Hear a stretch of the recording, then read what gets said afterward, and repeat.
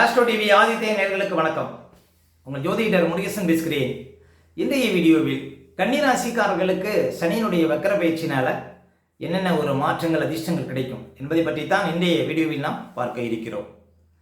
இந்த சனி பகவானுடைய வக்கர பயிற்சியானது தமிழுக்கு பராப வருடம் ஆடி மாதம் 10ஆம் தேதி முதல் கார்த்திகை மாதம் 24ஆம் தேதி வரை கிட்டத்தட்ட ஒரு 137 நாட்கள் சனி பகவான் ராசிக்கு 7ஆம் இடத்துல வக்கரகதியில் சஞ்சாரம் செய்திருக்கிறார்.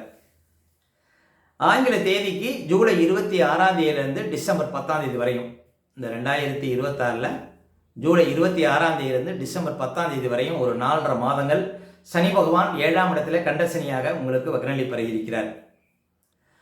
பாருங்க, கன்னி ராசிக்காரர்களுக்கு இப்போ சனி பகவான் 7ஆம் இடத்துல சஞ்சாரம் செய்கிறார். இந்த வக்கர காலகட்டத்தில் ரேவதி நட்சத்திரம் 2ஆம் பாதத்திலிருந்து ரேவதி நட்சத்திரம் 1ஆம் பாதத்துக்கு வருவார். அப்புறம் உத்திரட்டாதி நட்சத்திரம் 4ஆம் பாதத்திலிருந்து மீண்டும் நேர்கதியில் ரேவதி நட்சத்திரம் 1ஆம் பாதத்தில் சனி பகவான் சஞ்சாரம் செய்திருக்கிறார். பொதுவாக வக்கரம் அப்படின்னா பாருங்க, கிரகங்கள் தங்களது சுற்றுவட்ட பாதையில் சுற்றி வரும் பொழுது தங்களது சுழற்சி வேக மாறுபாட்டினால் சில சமயம் பின்னோக்கி செல்வதை போன்ற ஒரு நிகழ்வைத்தான் வக்கரம் என்கிறோம். ஆனால் வக்கர காலகட்டத்தில் கிரகங்கள் உண்மையில் பின்னோக்கி செல்வதில்லை. அதே போல் வக்கர காலகட்டத்தில் கிரகங்களுக்கு பலம் கூடுதலாக இருக்கும். சூரியனுடைய ஈர்ப்பு விசையிலிருந்து அந்த காலகட்டத்தில் அந்த சனி பகவான் தூரத்தில் இருப்பார்.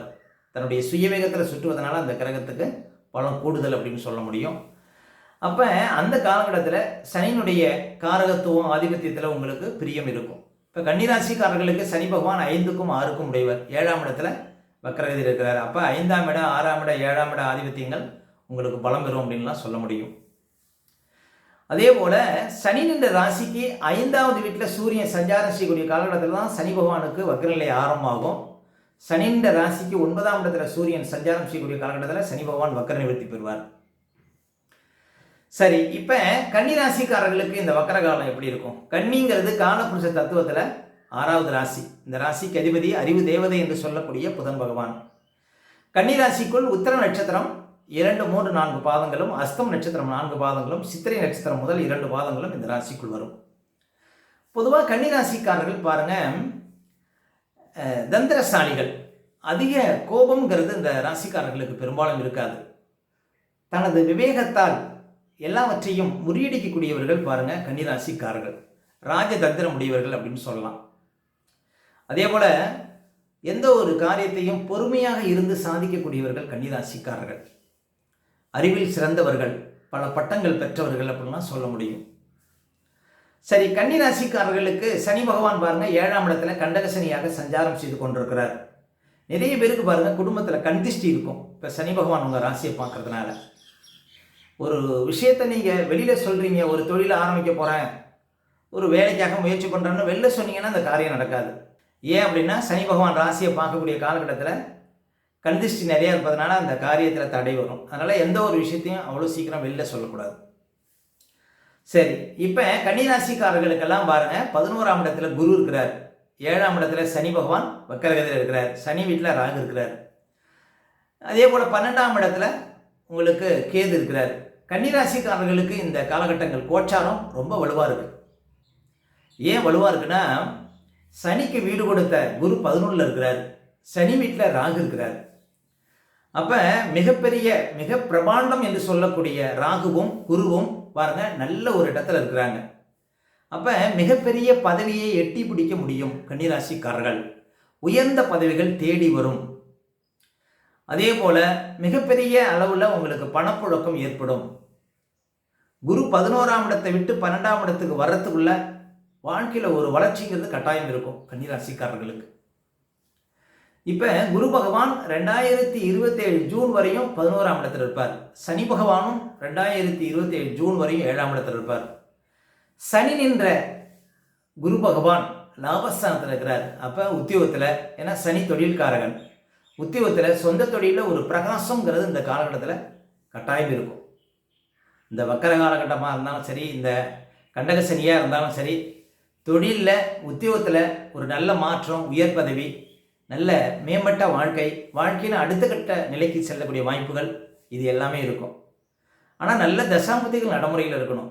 இப்போ ராகு திசையில் சுயபுத்தி நடக்குது, சனி கேதுவோட கூடி ராகுவோட கூடி இப்போ சுயபுத்தி நடக்குது அப்படின்னாலாம் வாழ்க்கையில் பெரிய மாற்றம் இருக்காது.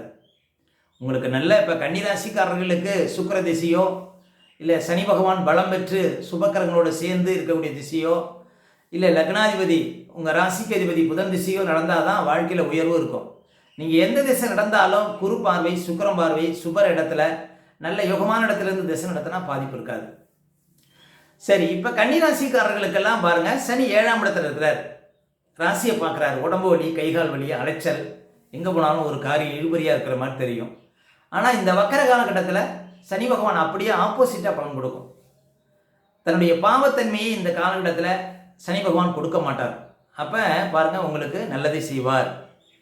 இந்த காலகட்டத்தில் உங்களுக்கு திருமண யோகம், குழந்தை பாக்கியம், புது வேலை, அரசாங்க வேலை, உயர் பதவி, திடீர் அதிர்ஷ்டம், வியாபார யோகம், சொந்த தொழில் விருத்தி, இப்படி மிகப்பெரிய மாற்றங்களை கன்னிராசிக்காரர்கள் பார்க்க போறீங்க.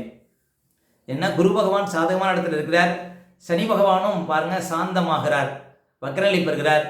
அப்போ இந்த 2026 ஜூலை 26ஆம் தேதியிலிருந்து டிசம்பர் 10ஆம் தேதி வரை உள்ள காலகட்டங்கள் ஒரு அதிர்ஷ்ட காலகட்டங்கள் அப்படின்னு சொல்ல முடியும். உங்களுடைய பிறப்பு கால ஜாதகத்திலையும் சனி வக்கரமாக இருந்தால் இந்த காலகட்டங்கள் ஒரு உயர்ந்த காலகட்டங்கள் அப்படின்னு சொல்ல முடியும்.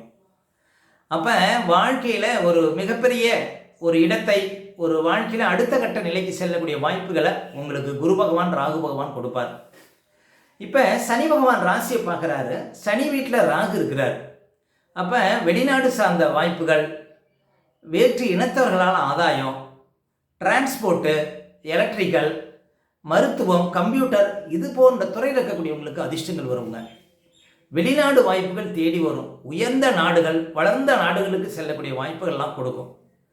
அப்போ கன்னிராசிக்காரர்களுக்கு ஒரு மிகப்பெரிய அதிர்ஷ்டம் உண்டு. கோச்சாரம் வலுவாக இருக்குது, அதில் எந்த மாற்றமும் இல்லை. திசாம்பத்திகளும் உங்களுக்கு நல்ல பலமாக இருந்தால் இந்த காலகட்டங்கள் ஒரு வாழ்க்கையில் ஒரு மிகப்பெரிய இலக்கை எட்டக்கூடிய ஒரு காலகட்டமாக கட்டாயம் விளங்கும். ஏன்னா குரு பகவான் பாதகாதிபதியாக இருந்தாலும் அவர் நல்ல இடத்துல இருக்கிறாருங்க. குருவுக்கு 11ஆம் இடம் மிகப்பெரிய அதிர்ஷ்டமான இடம். குரு 11ஆம் இடத்துல இருக்கிறவங்களுக்கு நீண்ட காலமாக குழந்தை இல்லைனாலும் சரி, நீண்ட காலமாக திருமணம் ஆகணும்னாலும் சரி, நீண்ட காலமாக வேலை இல்லைனாலும் சரி, அதெல்லாம் உங்களுக்கு கிடைக்கும். அப்போ குழந்தை பாக்கியம் கிடைக்கும், திருமண யோகம் கிடைக்கும், புது வேலை கிடைக்கும், உங்கள் அக்கௌண்ட்டில் பணம் ஏறிட்டே இருக்கும். அதே போல் வாழ்க்கையில் ஒரு மதிப்பு, மரியாதை, கௌரவமான பதவி, உயர்ந்த பதவி, இதெல்லாம் தேடி வருவதற்கான வாய்ப்புகள் உண்டு. சொந்தமாக ஏதாவது தொழில் செய்யணும். அதே போல் கன்னிராசிக்காரர்கள் சொந்தமாக ஏதாவது தொழில் செய்யணும், ஏதாவது ஒரு காரியம் ஆரம்பிக்கணும் அப்படின்னா இதெல்லாம் ஒரு சரியான காலகட்டங்கள் அப்படின்னு சொல்ல முடியும். அப்போ சனியினுடைய வக்கர காலத்தில் பாருங்கள், ஒரு நிறைவை, வாழ்க்கையில் ஒரு வளர்ச்சியை பார்க்க போகிறீங்க கன்னிராசிக்காரர்கள். 5ஆம் அதிபதிங்கிறதுனால உங்களுடைய பிள்ளைகளுக்கு ஏற்றம் தரும், பூர்வீக சொத்து மூலம் அதிர்ஷ்டம் தரும், நீங்கள் எடுக்கக்கூடிய முடிவுகள் சரியாக இருக்கும். இந்த வக்கர காலகட்டத்தில் பாருங்கள், திட்டங்கள் பலிதமாகும், திடீர் அதிர்ஷ்டம் வரும், ரேஸு, லாட்டரி போன்ற விஷயத்தில் பரிசு கிடைக்கும். அதே போல் 6ஆம் அதிபதி கேந்திரம் அப்படின்னா பாருங்கள், எதிரிகள் தலைதெறிக்க ஓடுவாங்க, சுபக்கணங்கள் வரும், அதே போல் அதிகார பதவி வரும். அதே போல் மருத்துவத்துறையில் போலீஸு, இராணுவம் போன்ற துறையில் இருக்கக்கூடியவங்களுக்கு யோகம் கிடைக்கும். அது போன்ற அரசாங்க பதவிகள் உங்களுக்கு கிடைக்கும். இப்படி நிறைய அதிர்ஷ்டங்களை இந்த காலகட்டத்தில் சொல்ல முடியும் கன்னிராசிக்காரர்களுக்கு. அப்போ கன்னிராசிக்காரர்களுக்கு வாழ்க்கையில் ஒரு வசந்த காலம் அப்படின்னு சொல்ல முடியும். அப்போ கன்னிராசிக்காரர்கள் இந்த சனியினுடைய வக்கர காலகட்டத்தில் ஒரு பெரிய நிறைவை பார்க்க முடியும், வாழ்க்கையில் ஒரு பெரிய மாற்றத்தை பார்க்க முடியும் அப்படின்னு உறுதியாக நம்பலாம். மேலும் உங்களுடைய சுய ஜாதகத்தை நீங்கள் பார்க்கணும் அப்படின்னா திரையில் தெரியக்கூடிய நம்பருக்கு கான்டாக்ட் பண்ணுங்கள். உங்களுடைய பிள்ளைகளுக்கு புதுசாக ஜாதகம் எழுதணும் அப்படின்னாலும் இந்த நம்பருக்கு கான்டாக்ட் பண்ணுங்கள். ஓகே, இந்த வீடியோ பிடிச்சிருந்தா ஒரு லைக் கொடுங்க. உங்கள் கருத்துக்களையும் கேள்விகளையும் கமெண்ட்ஸில் பதிவிடுங்க. இல்லை நம்ம பல வீடியோ கொடுக்க இருக்கிறோம். நம்ம சேனலை சப்ஸ்கிரைப் பண்ணுங்கள், பக்கத்தில் வர பெல் சிம்பலை கிளிக் பண்ணுங்கள். நன்றி, வணக்கம்.